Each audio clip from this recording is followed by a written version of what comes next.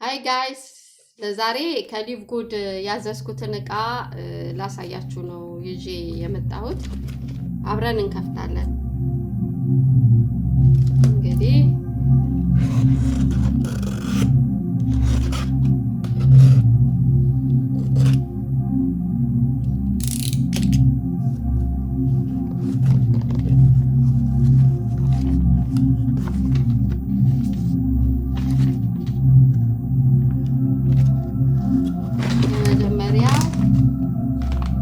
ኮላጀን ነው ታያችሁ ይመስለኛል።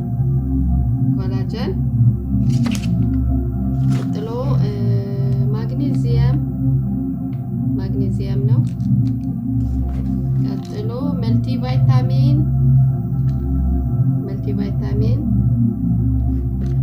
ቀጥሎ ደግሞ ክሬም ነው። ቆዳችን የሚሆን ለትሪትመንት ነገር ክሬም ነው፣ የፊት ክሬም። እነዚህን ነው ያዘዝኩት። እንግዲህ እነዚህ 3-4 ፕሮዳክቶች አዘዣለሁ። ከነዚህ ውስጥ ሁሉንም በአንድ ጊዜ ለመስራት ለእናንተ ቪዲዮ ስለሚረዝምብኝ ዛሬ በማግኔዚየም ዙሪያ ብንነጋገር እስቲ ማግኔዚየምን እንነጋገራለን፣ ስለ ማግኔዚየም ማለት ነው። በቀጣዩ የዚህኛውን የፊት ክሬም እና የኮላጀንን ከዚህ በፊትም ስለነገርኳችሁ ሌላ ጊዜ መስራት ይቻላል። ቪዲዮውን ያላያችሁ ማለት ነው፣ ከዚህ በፊት የተሰራውን ቪዲዮ ያላያችሁ ሰዎች ማለት ነው። እና ዛሬ እንግዲህ ይሄንን ማግኔዚየም እንነጋገራለን። ስለዚህ ማግኔዚየም በሰውነታችን ውስጥ የማለቅ እድል አለው። እንዴት ነው?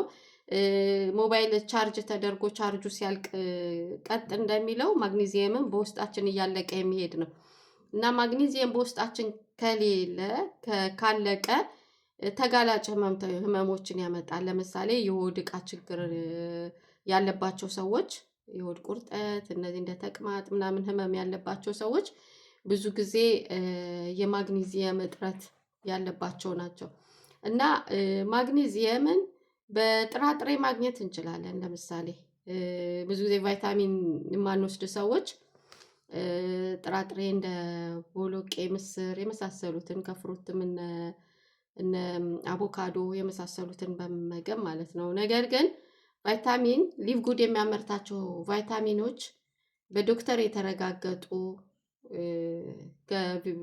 ከቬጂቴብል የተሰሩ ስለሆኑ እንድትወስዱ እመክራችኋለሁ። ብዙ ጊዜ እኛ ኢትዮጵያውያን ኤርትራውያን እንትን አናደርግም፣ ጎግል አድርገን ስለ ቫይታሚኖች ጥቅም አንረዳም ማለት ነው። እና ሊቭ ጉድን ስናስተዋውቅ ብዙ ጊዜ ሰው እምነቱ በጣም የቀነሰ ነው።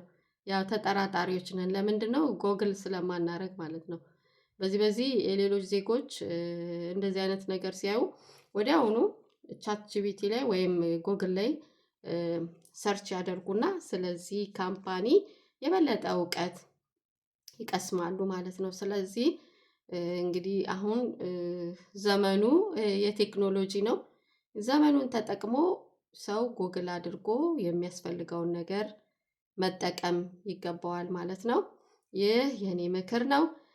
በቀጣዩ እንዳልኳችሁ እንደ ባትሪ ቻርጅ የሚደረግ መሆን አለበት እንደተባለው ይህንን ማግኔዚየም ለምሳሌ ችግር በብዛት ሊያጠቁ የሚችሉ የማግኔዚየም እጥረት ሊያጠቃቸው የሚችሉ ሰዎች በብዛት እንደዚህ የድካም ብዙ ጊዜ ሰውነታቸው የሚደክም የስኳር ህመምተኞች፣ እንደገና ደግሞ ጡንቻቸው በጡንቻቸው ላይ ያለ ችግር ያለባቸው ሰዎች የማግኔዚየም እጥረት ያለባቸው ስለሆኑ ህመሙ ደግሞ በተለይ ስኳር ህመምተኞች ላይ በጣም ይጠነክራል ማለት ነው። ስለዚህ እኛም አሁን ይሄንን ማግኔዚየም ለመውሰድ ድካም በሚሰማን ጊዜ የጡንቻችን ላይ እንደ ቁርጠት እንደ ህመም ነገር በሚሰማን ጊዜ ወደ ዶክተር ሄደን የማግኔዚየም እጥረት እንዳለብን ይነግረናል። እናንተም ይሄ ምልክቶች ስታዩ ከዶክተር ጋር ተማክራችሁ ይሄንን ማግኔዚየም መውሰድ ትችላላችሁ ማለት ነው። እና ከፍተኛ አልኮል ጠጪዎች ከፍተኛ ጭንቀትና ስትረስ ያለባቸው ሰዎች የዚህ ህመምተኛ ተጠቂ ናቸው። ስለሱ ማግኔዚየም የራስ ምታት ያለበትን ሰው ያጠቃል። ድካም፣ ቁርጠት፣ የሆድ ቁርጠት እነዚህ ካለባችሁ ዶክተርን በማማከር መድኃኒቱን መውሰድ። ሰውነታችን ማግኔዚየም ስለማያመነጭ በጥራጥሬዎች እንደነገርኳችሁ መተካት ያስፈልጋል። ቻርጅ መደረግ ይገባዋል ማለት ነው ሰውነታችን። ስለሱ ይህን ማግኔዚየም ውሰዱ፣ ጤናችሁን ጠብቁ። ብዙ የሆድ ህመም፣ የራስ ምታት እነዚህ ነገሮች ሲያስከትሉባችሁ ቶሎ ብላችሁ እነዚህ ማግኔዚየም ውሰዱ። ለምን? ለልብ ህመም ሊያጋልጥ ስለሚችል። ስለሱ ማግኔዚየም በውስጣችን የሚያልቅ የማለቅ ጸባይ ስላለው እናንተ ደግሞ በተፈጥሮ በሆነ ጥራጥሬ ያለዛም ደግሞ ለምን የቫይታሚን መውሰድ ልምድ የሌላቸው ብዙ ሰዎች ስላሉ ማለት ነው። ማግኔዚየም መውሰድ ልምድ ያላችሁ እናንተ ያው ሰውነታችሁን እየጠበቃችሁ ነው ማለት ነው። በዚሁ ቀጥሉበት እላለሁ። ነገር ግን ይሄ ቫይታሚን የመውሰድ ልምድ የሌላቸው ሰዎች በጥራጥሬም ሆነ በፍሩቶች እሱን ሊተኩ ማግኔዚየምን ሊተኩ በሚችሉ መተካት ያስፈልጋል ማለት ነው። ማግኔዚየም በሰውነታችን ውስጥ እንደ ቻርጅ እያለቀ የሚሄድ ስለሆነ ጥንቃቄ አድርጉ እላለሁ። በቀጣዩ የሌሎቹን ቪዲዮዎች የሌሎቹን ቫይታሚኖች እንዲሁም ኮላጀን እንዲሁም የፊት ክሬሞችን ይዤላችሁ እመጣለሁ።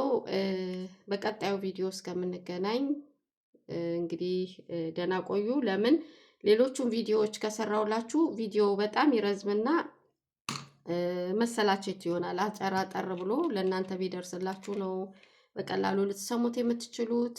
ስለዛ ነው አጫጭር ቪዲዮዎች የሚሰሩት እና የሌሎቹን ቫይታሚንም በቀጣዩ ይዤላችሁ እመጣለሁ። ሊቭ ጉድ እንግዲህ የማያመርታቸው ቫይታሚኖች የሉም። ከሰው አልፎ ለእንስሳት ለድመትና ለውሻ ሁሉ እየሰራ ይገኛል። ብዙዎቻችሁ ስለዚህ ካምፓኒ ብዙ እውቀት የላችሁም። ጎግል አድርጋችሁ እንደ ሌሎቹ ያው ዘመኑን እንደ መዋጀት ማለት ነው።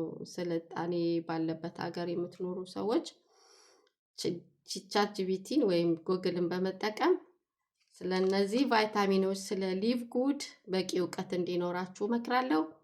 ለራሳችሁ ነው ጥቅሙ ለራሳችሁ ስለሆነ ማለት ነው። ባይ ፎር ናው።